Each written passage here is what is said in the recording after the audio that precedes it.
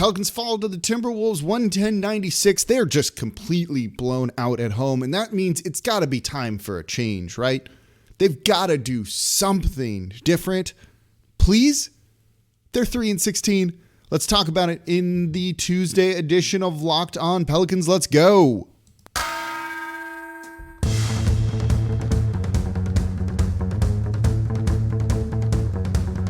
You are Locked On Pelicans, your daily New Orleans Pelicans podcast, part of the Locked On Podcast Network, your team every day.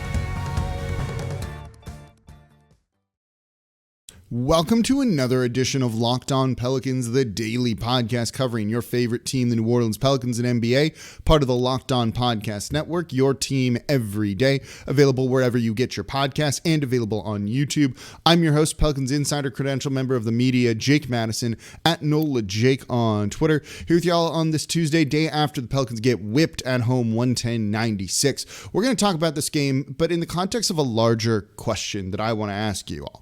It's time for change, right? So do you do something? Do you think a little bit short-sighted, actually, with how bad things look for the team right now? And we'll talk about that coming up here in today's episode of Locked On Pelicans. Before we do that, though, this episode of Locked On Pelicans is brought to you by TrueBill. TrueBill is the new app that saves you money by helping you identify and stop paying for the subscriptions you don't want or need, and can even negotiate better deals on those that you want to keep.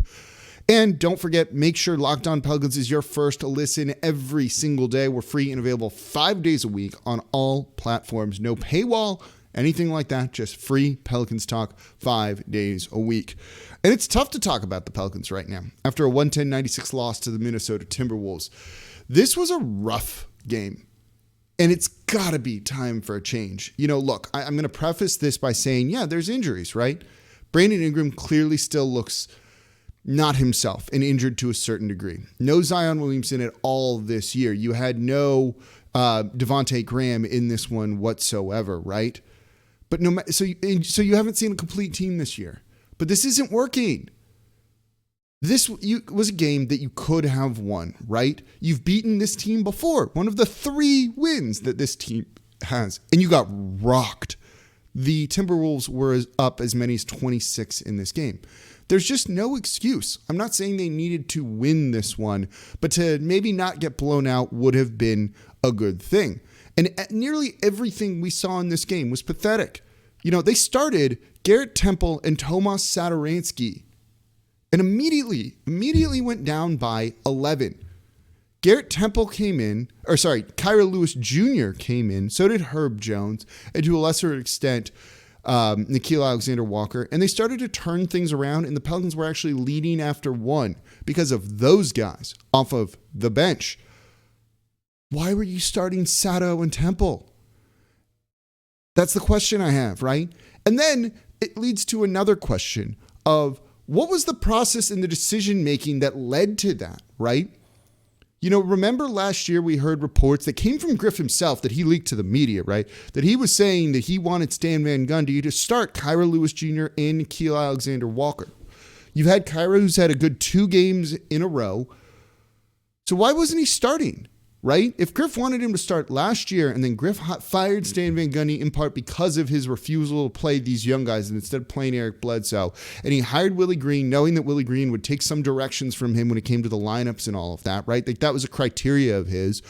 Why is Tomas Satoransky and Garrett Temple starting in this game? Both those guys.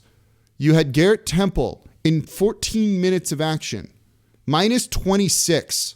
Satoransky, 13 minutes of action, minus 22.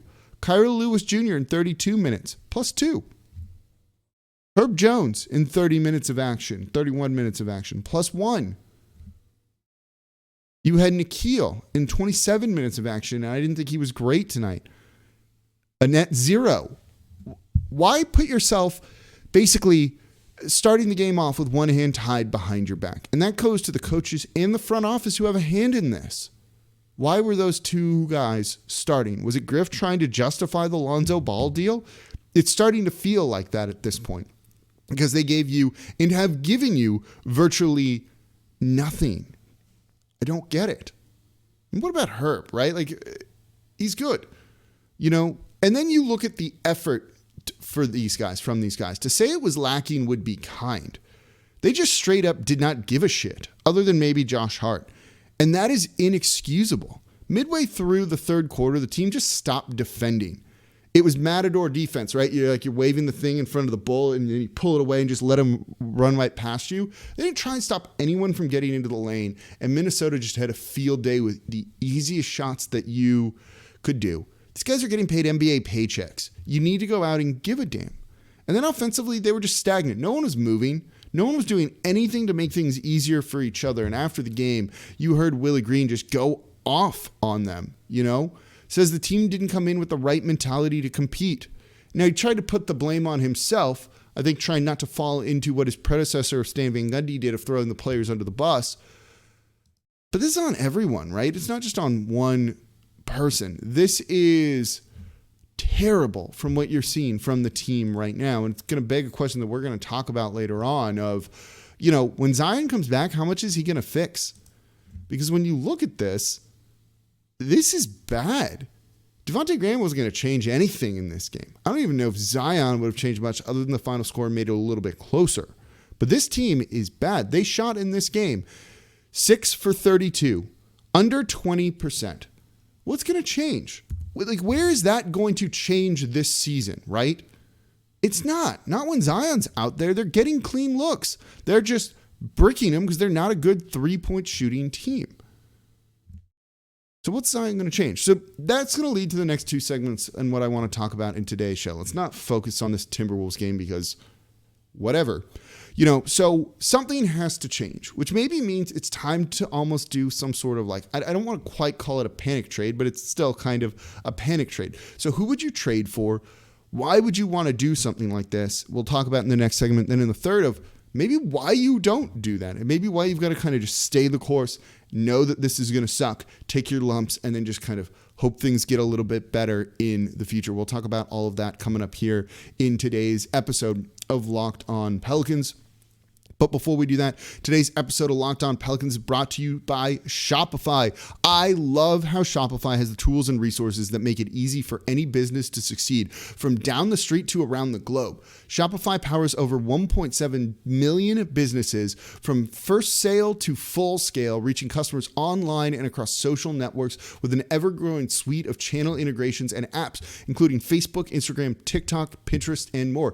It's tough trying to keep your business on social media and to keep up with everything. Shopify makes it easy for you. Plus, it allows you to gain insight as you grow with detailed reporting of conversion rates, profit margins, and beyond. You've got to know your numbers. And Shopify is more than a store. You can connect with your customers, drive sales, manage your day-to-day as well. And Shopify instantly lets you accept all major credit card payments, all major payment methods at all. And it has thousands of integrations and third-party apps, from on-demand printing to accounting to advanced chatbots for customer service and beyond. So supercharge your knowledge, your sales, and your success with Shopify. So go to shopify.com/lockedonnba, all lowercase, for a free 14-day trial and get full access to Shopify's entire suite of features.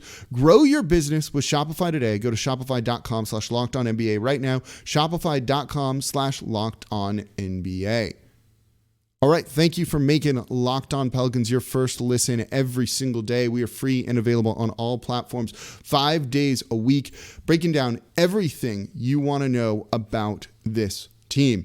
And now we got to get into really interesting topics because they got to do something different, right?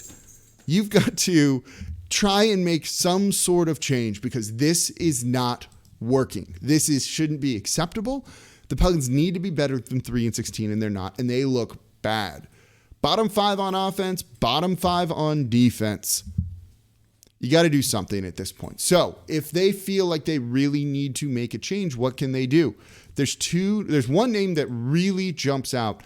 I don't know if it's the right move. It certainly would be considered a panic trade. But at this point, looking at this team and how pathetic they were last night, and they were absolutely pathetic against the Minnesota Timberwolves, is it time to at least think about Ben Simmons and bringing him in? The price wouldn't be too high. You'd be giving up some of these young guys. Maybe it's Jackson Hayes, maybe it's Nickeil Alexander-Walker, but Jackson Hayes got no minutes in this game. I don't know why, given where they were, but clearly he's been bad and they're benching him and trying to send a message.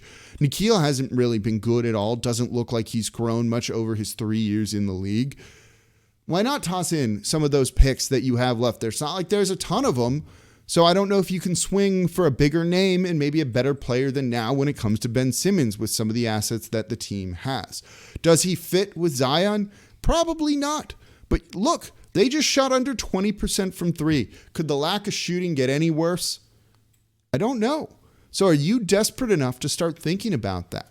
What if you could somehow figure out how to make the salaries work for John Wall, to bring in a point guard to orchestrate this offense a little bit more? He showed some flashes in Houston last year. He's well overpaid, but if you take the contract out in there, he'd be cheap. I'm sure Houston would almost give him away just to kind of get the salary off the books in exchange for some second-round picks. And hey, look, the Pelicans got a second-round pick in that trade of Lonzo Ball that brought back Tomas Satoransky and Garrett Temple. So they've got one to spare. Okay, that was a little too sarcastic and a little too, almost mean there. But you guys get what I'm saying, right? They need to do something. I don't know if there's other names out there. And please let me know in the YouTube comments below. I'm sure you all have guys in mind. Who could you conceivably think the Pelicans should panic trade for? It feels like it needs to be a guard, right? There's definitely some rebounding issues. New Orleans got eaten alive on the offensive glass in that game against the Minnesota Timberwolves, but they've been a solid rebounding team all season long. So it feels like it needs to be a guard that can either orchestrate the offense or is just an immediate score when it comes to it. It's not a ton of those guys necessarily available. Certainly you don't have the assets to go and get a Bradley Beal, not that the Wizards are looking to trade him anymore because they're good this year. You know, Kyle Kuzma's great. And, you know, so you have to kind of look at something else. Would you roll the dice maybe on a trade for, dare I say it, Russell Westbrook? Like, this is kind of the barrel that you're scraping from the bottom here when it comes to these guys. But when you look at this team, you can't do this again, right? You can't roll out a lot of minutes for Tomas Satoransky or Garrett Temple and start him again.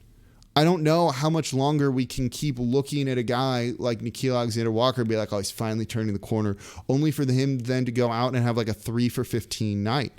Kyrie Lewis Jr. struggled shooting in this one. He was 1 of 7 from deep, right? While he had 2 good games and looked like maybe over those 2 games he was turning the corner, you know, on a large enough sample size and on, you know, more games this season, these guys don't look like they're progressing in the ways that, well, if the team wanted to be good, they needed these guys to progress with. So it's time to start sweating a little bit and think about doing something, because when I look at this team, I don't see Zion coming back and being like, oh, as I kick the table here as I move, that's going to fix things. And so if that's not, they need to start addressing this, I think, because otherwise we're looking at the lottery, the ping pong balls, and you should all start listening to Chad Ford's NBA Big Board to start scouting who some of these guys, the Pelicans, are going to have a top 3 chance of grabbing, top 4 chance of grabbing, something along those lines. And I don't think that's what anyone wanted. That's not what the expectations were this season. And when David Griffin talks about his idea of sustainable success, right? 3-16 isn't it, despite the injuries and everything else that they've dealt with this year. So this is rough. This is bad. And maybe the Pelicans need to start thinking about making some sort of move. You don't really see it this early in the season. That's a very rare thing. But, you know, like if this is rock bottom, maybe you got to start thinking along those lines. So I'll be honest, while I'm not ready to pull the trigger on a Ben Simmons trade, I'm thinking about it a little bit more, enough to bring it to you guys and put it on the podcast today. So tell me, is it time for Ben Simmons? Is it time for John Wall? Who else, Russell Westbrook? Who else are you thinking that could be a realistic option or an idea that New Orleans maybe needs to try and do a buy low move on? But coming up, let's look at the flip side of that, right? Why you don't do something like that. I think there's very good reasons why you should go do it and very many reasons why you shouldn't. And we'll talk about that coming up here next in today's episode of Locked On Pelicans. Before we get to that, though, today's episode of Locked On Pelicans is brought to you by TrueBill. Do you know why free trials renew without your consent? It's a business. out to scam you. It's really that simple. So don't let greedy corporations pocket your money. Download TrueBill to take control of your subscriptions. TrueBill is the new app that helps you identify and stop paying for subscriptions you don't need, want, or simply forgot about. And on average, people save up to $720 a year with TrueBill. There is no worse feeling than when I look at my bank account and I see like a $9.99 charge for a subscription that I forgot about, didn't mean to have anyway. I feel like they stole my money. I feel like an idiot too, which is a bad feeling as well. It's just a bad combination of things all around. And that's just because companies make it difficult to cancel subscriptions because they want to keep your money. But TrueBill makes it incredibly simple. Just link your accounts and TrueBill will cancel your unwanted subscriptions in one tap. And your TrueBill concierge is there when you need them to cancel unwanted subscriptions so that you don't have to.